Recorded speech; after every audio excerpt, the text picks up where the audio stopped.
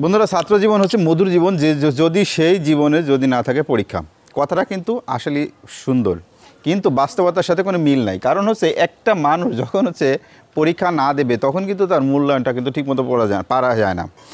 অর্থাৎ আপনি ঠিকমতো লেখাপড়া করলেন, বাড়ি করেন, দেখা গেছে যে স্কুল কলেজে গেলেন বা না গেলেন, যদি বাড়ি লেখাপড়া করেন সেক্ষেত্রে কিন্তু আপনার মূল্যায়নটা কিন্তু সেভাবে বোঝা যাবে না আসলে আপনি কি পড়ছেন না পড়ছেন।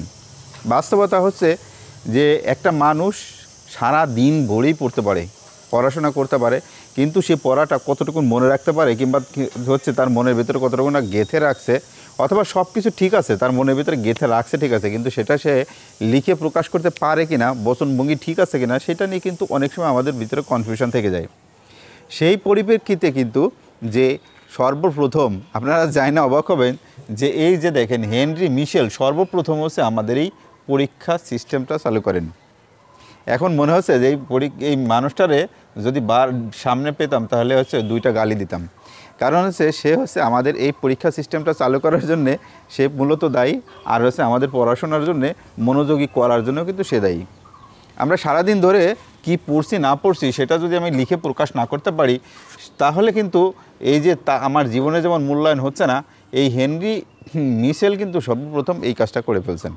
আর আমাদের জীবনটা অতিষ্ঠ করার জন্যে তার কোনো তার আর কোনো গালি দেওয়ার মতো কোনো ভাষায় রাখার কায়দা নেই। অর্থাৎ এই হেনরি মিশেল অর্থাৎ প্রথম হচ্ছে আমাদের পরীক্ষা ব্যবস্থা চালু করেন হচ্ছে লেখাপড়ার ক্ষেত্রে কি পড়লো না পড়লো। আমেরিকার এই মনীষী নিজে যেমন হচ্ছে একজন মনীষী ছিলেন, তেমন হচ্ছে আমেরিকার লেখাপড়ার মানটাকে উন্নত করার জন্য কিন্তু এই পরীক্ষা সিস্টেমটা চালু করেন। আর প্রত্যেকটা ছেলে এবং মেয়ের হচ্ছে মাথা ব্যথার কারণ হচ্ছে এই হেনরি মিশেল।